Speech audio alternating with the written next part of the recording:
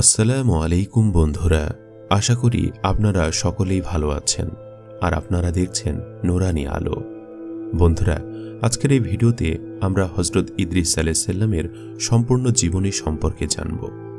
হযরত ইদ্রিস আলাইহিস সালাম কত বড় নবী ছিলেন, হযরত ইদ্রিস আলাইহিস সালামের জন্ম থেকে মৃত্যু পর্যন্ত আমরা আজ জানার চেষ্টা করব।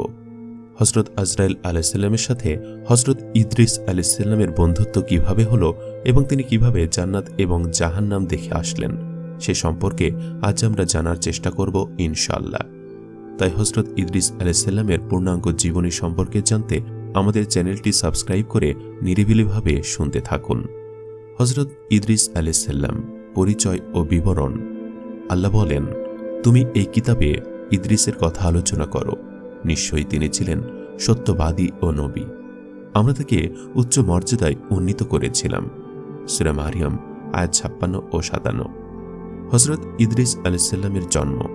আখনুক তথা হযরত ইদ্রিস আলাইহিস সালাম হলেন শীস আলাইহিস সালামের পঞ্চম পুরুষ। আল্লাহ তাকে নবী রূপে প্রেরণ করেন। তার জন্মস্থান নিয়ে মতভেদ রয়েছে। কারো মতে তিনি ইরাকের বাবেলে জন্মগ্রহণ করেন, আবার কারো মতে তিনি মিশরে জন্মগ্রহণ করেন। নবী মুহাম্মদ সাল্লাল্লাহু আলাইহি ওয়াসাল্লাম মিরাজের রাতে চতুর্থ আসমানে তার সঙ্গে সাক্ষাৎ করেছেন। ধারণা করা হয় তিনি সর্বপ্রথম কলম এবং কাপড় সেলাই করার বিদ্যা পৃথিবীতে আবিষ্কার করেন। জ্যোতির্বিজ্ঞান, অঙ্কশাস্ত্র এবং অস্ত্রের ব্যবহারও তিনি সর্বপ্রথম আবিষ্কার করেন। হযরত ইদ্রিস আলাইহিস সালামের পূর্বসূরি ছিল হযরত শীস আলাইহিস সালাম এবং তার উত্তরসূরি ছিল হযরত নূহ আলাইহিস সালাম। হযরত ইদ্রিস আলাইহিস সালামের বংশ। তিনি হলেন ইসলামের নবী নূহ আলাইহিস সালামের দাদা। তার আসল নাম হল ইনক।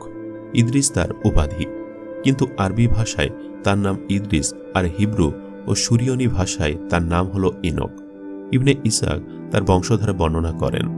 আখনুক বা ইদ্রিস ইবনে ইয়ারুদ ইবনে মাহলাইল। এভাবে তার বংশধারা আদমের পুত্র শীস আলাইহিস সালামের সাথে মিলিত হয়।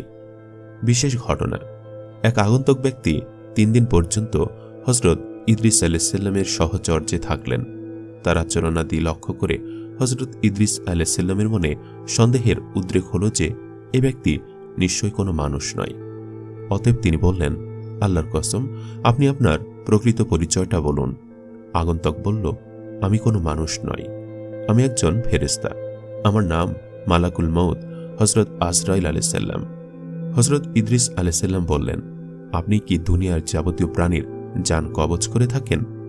মালাকুল মউত বললেন, হ্যাঁ। হযরত ইদ্রিস আলাইহিস সালাম তাকে আবারও জিজ্ঞাসা করলেন, তবে মনে হয় আপনি আমার জান কবজ করতে এসেছেন?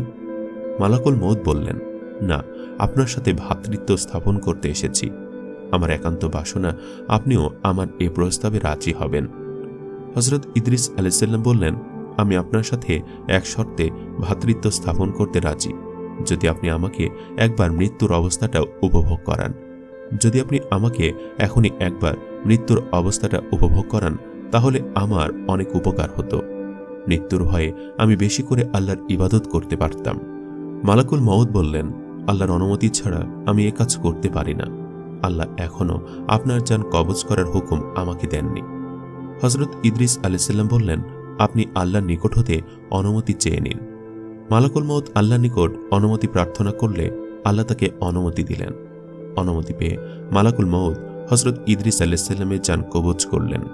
জান কবজ করার পর মালাকুল মউত আজরাইল আলাইহিস সালাম পুনরায় আল্লাহর কাছে প্রার্থনা করলেন হযরত ইদ্রিস আলাইহিস সালামের জান ফিরিয়ে দেওয়ার জন্য। আল্লাহ তার প্রার্থনা কবুল করলেন।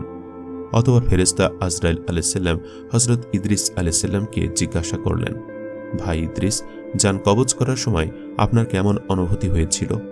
হযরত ইদ্রিস আলাইহিস সালাম বললেন, কোনো জীবিত প্রাণীর শরীরের চামড়া মাথা হতে পা পর্যন্ত ঘষে তুলে ফেললে প্রাণীটির যেরূপ কষ্ট হয় আমারও তেমনই কষ্ট হয়েছে। মালাকুল মউত বললেন, ভাই ইদ্রিস, আমি আজ পর্যন্ত যত জান কবজ করেছি এত সহজে কারো জান কবজ করিনি। কৌশলে হযরত ইদ্রিস আলাইহিস সালামের বেহেশতে গমন। হযরত ইদ্রিস আলাইহিস সালাম হযরত আজরাইল আলাইহিস সালামকে বললেন, আমার মনে দোজখ দেখার খুব স্বাদ জেগেছে ভাই। যদি আপনি আমাকে দোজখ দেখাতেন তবে আমি দোজখের ভয়ে ইবাদত বন্দিগিতে আরো বেশি মনোযোগী হতে পারতাম। মালাকুল মউত তাকে দোজখ দেখাতে দোজখের দরজায় নিয়ে গেলেন। তিনি দোজখ দেখার পর বললেন, ভাই আজরাইল, আমার মনে বেহেশত দেখার বড়ই স্বাদ জেগেছে। যদি আপনি আমার এই স্বাদটি পূর্ণ করতেন তাহলে আপনার প্রতি চিরকৃতজ্ঞ থাকতাম। মালাকুল মউত বললেন, যদি আপনি আমাকে কথা দেন যে বেহেশত দেখেই আপনি আমার নিকট ফিরে আসবেন, তাহলে আমি আপনাকে বেহেশত দেখাতে পারি। হযরত ইদ্রিস আলাইহিসসালাম তাতে রাজি হলে মালাকুল মউত তাকে বেহেশত দেখাতে নিয়ে গেল। বেহেশতের দরজায় আসলে হযরত ইদ্রিস আলাইহিসসালাম তার পায়ের জুতা খুলে বেহেশতে প্রবেশ করলেন। তিনি কিছু সময় বেহেশতে ঘোরাফেরা করলেন। এরপর তিনি মালাকুল মউতের কাছে ফিরে এসে নিজের প্রতিশ্রুতি রক্ষা করলেন। পরক্ষণেই তিনি এক দৌড়ে আবার বেহেশতে ঢুকে গেলেন। মালাকুল মউত তাকে ডেকে বলল, ভাই ইদ্রিস, আপনি আবার বেহেশতে ঢুকলেন কেন? তাড়াতাড়ি বেরিয়ে আসুন, আমি আপনাকে আবার পৃথিবীতে পৌঁছে দেব।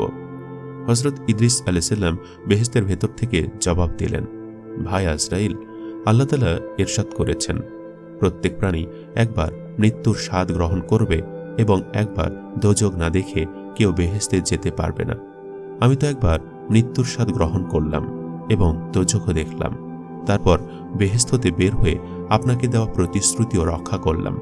অতএব এখন আমি আর বেহেশত হতে বের হব না, আপনি আপনার কাজে চলে যেতে পারেন। মালাকুল মউত হযরত ইদ্রিস আলাইহিসসালামের জবাব শুনে কর্তব্য স্থির করতে না পেরে দাঁড়িয়ে রইলেন। আল্লাহ তাআলা তখন হযরত আজরাইল আলাইহিসসালামকে লক্ষ্য করে বললেন, আজরাইল, ইদ্রিসকে বেহেশতে থাকতে দাও, তার ভাগ্যে আমি এরূপ ঘটনায় লিপিবদ্ধ করে রেখেছিলাম। অতঃপর হযরত ইদ্রিস আলাইহিসসালাম বেহেশতে বসবাস করতে লাগলেন। তবে বেহেশতে থেকে যাওয়ার কাহিনীগুলো ইসরায়েলি বর্ণনাতে করা হয়েছে, যেটি সম্পূর্ণ ভ্রান্ত এবং মিথ্যা। এ ধরনের ঘটনা কখনোই কোনো হাদিসে প্রমাণ পাওয়া যায় না। এছাড়া কোরআনেও এ ব্যাপারে কোনো ইঙ্গিত করা হয় নাই। সুতরাং এই ধরনের গালগল্প ইসরায়েলি বর্ণনাতে রয়েছে। তারা ইসলামকে ছোট করার জন্য এ সকল বর্ণনা করে থাকেন, যা সম্পূর্ণ ভ্রান্ত, মিথ্যা এবং যার কোনো ভিত্তি নেই। হযরত ইদ্রিস আলাইহিসসালামের নবুয়ত। হযরত ইদ্রিস আলাইহিসসালামের জীবন সম্পর্কে যতটুকু জানা যায় তা হল, ছোট বয়সে তিনি দ্বিতীয় নবী শীস আলাইহিসসালামের ছাত্র ছিলেন, যেটি বাইবেলে বলা হয়েছে। বড় হওয়ার পর আল্লাহ তাকে নবুয়ত দান করেন। তখন তিনি আদম আলাইহিসসালামের ওপরে অবতীর্ণ শরীয়ত ত্যাগ করতে মন্দ লোকদের নিষেধ করেন।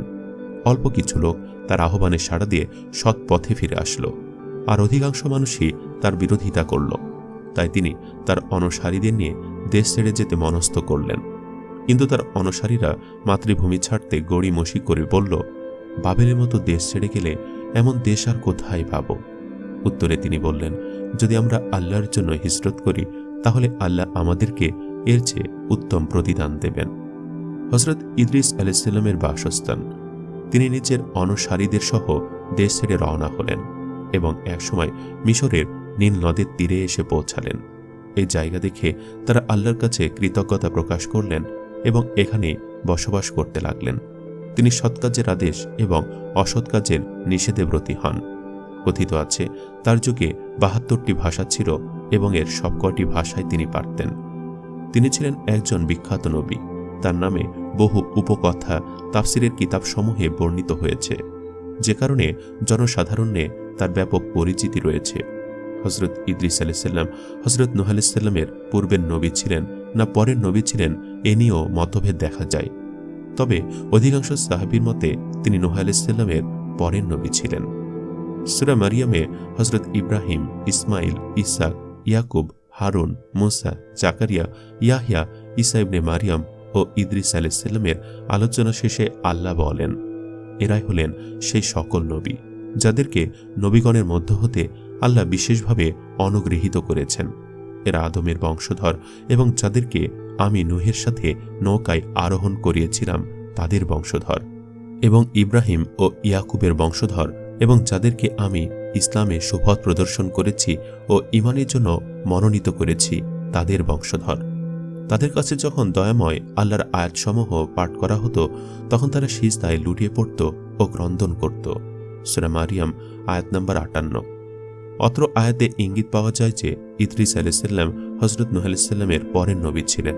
তবে নূহ ও ইদ্রিস হযরত আদম আলাইহিসসালামের নিকটবর্তী নবী ছিলেন। যেমন ইব্রাহিম আলাইহিসসালাম হযরত নূহ আলাইহিসসালামের নিকটবর্তী, এবং ইসমাইল, ইসাক ও ইয়াকুব হজরত ইব্রাহিম আলাইহিসসালামের নিকটবর্তী নবী ছিলেন। নূহ পরবর্তী সকল মানুষ হলেন নূহের বংশধর। উল্লেখ্য যে হজরত আবদুল্লাহ ইবনে আব্বাস, কাব আল আহবার, সুদ্দি প্রমুখের বরাতে হজরত ইদ্রিস আলাইহিসসালামের জান্নাত দেখতে যাওয়ার উদ্দেশ্যে ফেরেশতার মাধ্যমে সশরীরে আসমানে উত্থান ও চতুর্থ আসমানে মালাকুল মউত কর্তৃক তার যান কবজ করা অথবা সেখানে অবস্থান করা ইত্যাদি বিষয়ে যেসব বর্ণনা তাফসিরের কিতাবসমূহে দেখতে পাওয়া যায় তার সবই ভিত্তিহীন ইসরাইলিয়াত মাত্র। উল্লেখ্য যে পবিত্র কোরআনে হজরত ইদ্রিস আলাইহিসসালাম সম্পর্কে সূরা মারিয়ামে 56-57 এবং সূরা আম্বিয়ার 85 আয়াতে বর্ণিত হয়েছে। কুরতুবী বলেন, ইদ্রিস আলাইহিসসালামের নাম আখনুক ছিল এবং তিনি হজরত নূহ আলাইহিসসালামের পরদাদা ছিলেন বলে বংশ বিশারদগণ যে কথা বলেছেন তা ধারণা মাত্র। এমনিভাবে অন্যান্য নবীদের যে দীর্ঘ বংশধারা সাধারণত বর্ণনা করা হয়ে থাকে সেসবের কোনো সঠিক ভিত্তি নেই। এসবের প্রকৃত ইলম কেবলমাত্র আল্লাহর নিকটে রয়েছে। ইদ্রিস আলাইহিসসালামকে 30টি সহিফা প্রদান করা হয়েছিল বলে হজরত আবু যর গিফারি রাদিয়াল্লাহু তাআলা আনহু থেকে ইবনু হিব্বানে যে বর্ণনা এসেছে তার সনদ জয়ীফ। কুরতুবী বলেন, তিনি যে নূহের পূর্বেকার নবী ছিলেন না তার বড় প্রমাণ হলো এই যে মিরাজে যখন রাসূলুল্লাহ সাল্লাল্লাহু আলাইহি সাল্লামের সাথে প্রথম আসমানে আদম আলাইহিসসালামের সাক্ষাৎ হয় তখন তিনি রাসূলকে অভ্যর্থনা জানিয়ে বলেন, নেককার সন্তান ও নেককার নবীর জন্য সাদর সম্ভাষণ। অতঃপর চতুর্থ আসমানে হজরত ইদ্রিস আলাইহিসসালামের সাথে সাক্ষাৎ হলে তিনি রাসূল সাল্লাল্লাহু আলাইহি সাল্লামকে বলেন, নেককার ভাই ও নেককার নবীর জন্য সাদর সম্ভাষণ। কাজী আয়াজ বলেন, যদি ইদ্রিস আলাইহিসসালাম নূহ আলাইহিসসালামের পূর্বেকার নবী হতেন তাহলে তিনি শেষ নবী মুহাম্মদ সাল্লাল্লাহু আলাইহি সাল্লামকে নেককার ভাই না বলে নেককার সন্তান বলে সম্ভাষণ জানাতেন, যেমন আদম, নূহ ও ইব্রাহিম বলেছিলেন। তিনি বলেন, নূহ ছিলেন সকল মানুষের প্রতি প্রেরিত প্রথম রাসূল, যেমন শেষ নবী ছিলেন সকল মানুষের প্রতি প্রেরিত শেষ রাসূল। আর ইদ্রিস আলাইহিস সালাম ছিলেন স্বীয় কওমের প্রতি প্রেরিত নবী, যেমন ছিলেন হুদ, সালেহ প্রমুখ নবী। উল্লেখ্য যে এখানে আদম, নূহ ও ইব্রাহিম আলাইহিস সালামের পিতা হিসাবে খাস করার কারণ এই যে আদম আলাইহিস সালাম হলেন মানবজাতির আদি পিতা, নূহ আলাইহিস সালাম হলেন মানবজাতির দ্বিতীয় পিতা এবং ইব্রাহিম আলাইহিস সালাম হলেন তার পরবর্তী সকল নবীর পিতা আবুল আম্বিয়া।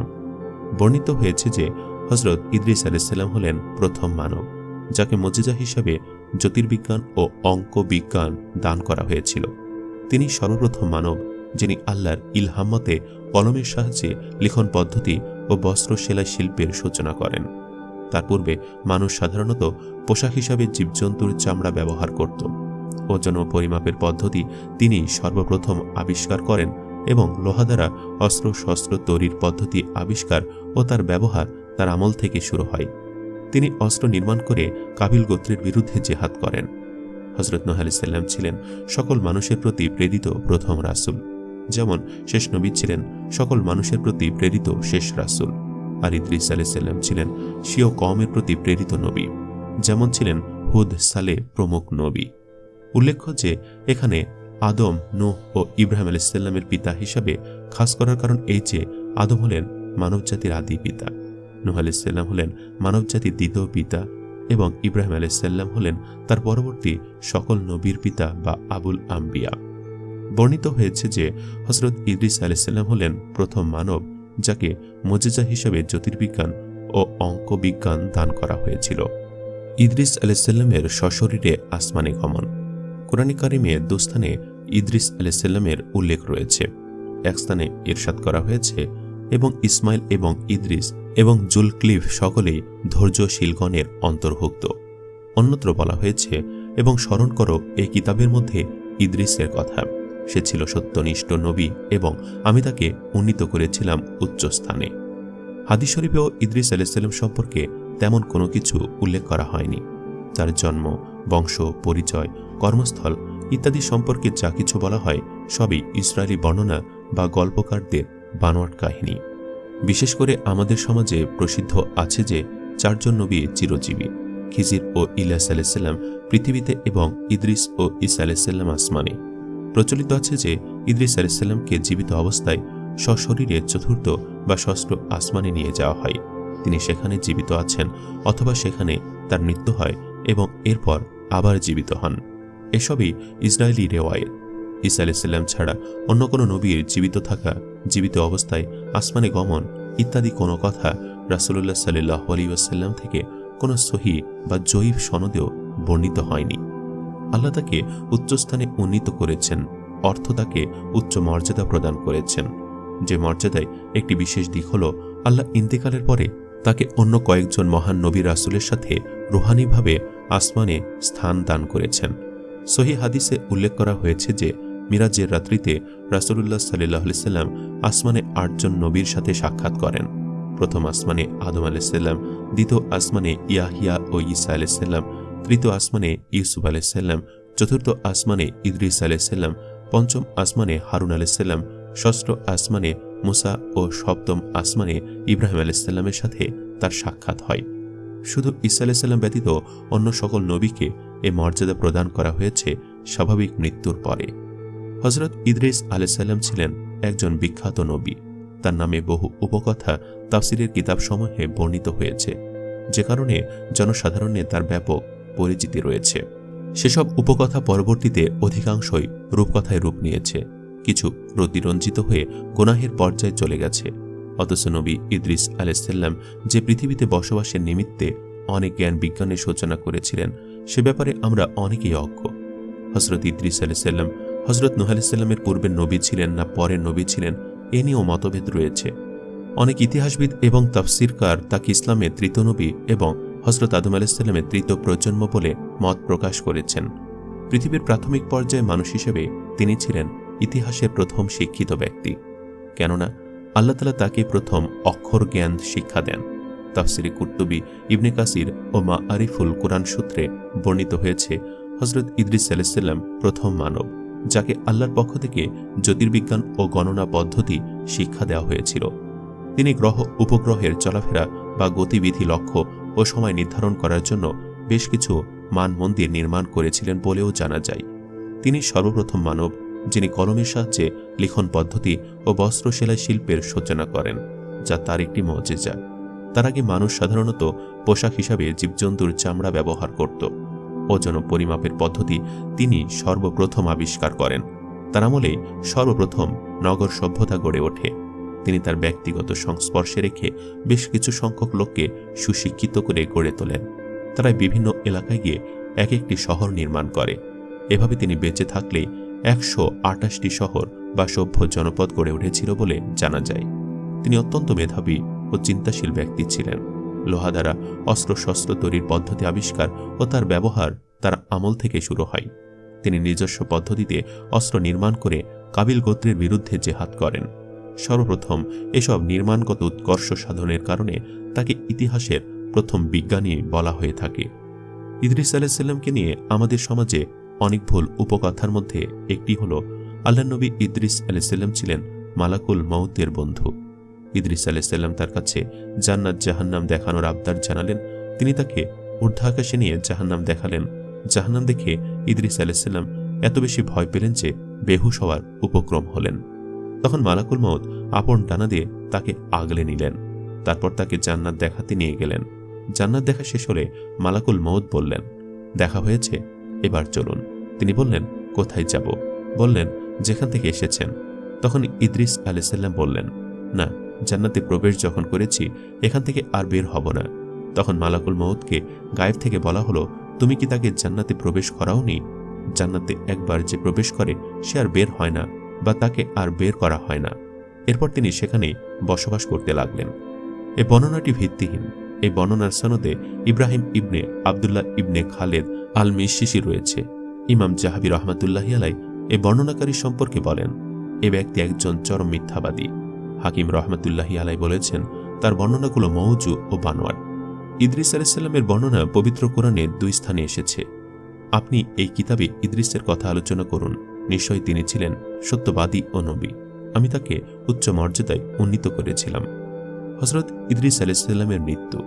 ইদ্রিস আলাইহিস সালামের বয়স সম্পর্কে মতভেদ রয়েছে। বাইবেলের বর্ণনা অনুযায়ী ইদ্রিস আলাইহিস সালাম 365 বছর জীবিত থাকেন। তিনি মৃত্যুবরণ করেননি, বরং আল্লাহ তাকে চতুর্থ আসমানে তুলে নিয়েছেন। তবে বেহেশত থেকে যাওয়ার কাহিনীগুলো ইসরায়েলি বর্ণনা, আল্লাহই ভালো জানেন। সম্মানিত দর্শক, এতক্ষণ আমরা হজরত ইদ্রিস আলাইহিস সালামের পূর্ণাঙ্গ জীবনী সম্পর্কে আলোচনা করার প্রয়াস পেয়েছি। আশা করছি আপনারা হজরত ইদ্রিস আলাইহিস সালামের সঠিক জীবনী জানতে পেরেছেন। আজকের এই ভিডিওটি আপনাদের কাছে কেমন লেগেছে সেটি জানিয়ে অবশ্যই কমেন্ট করবেন আর বেশি বেশি শেয়ার করবেন।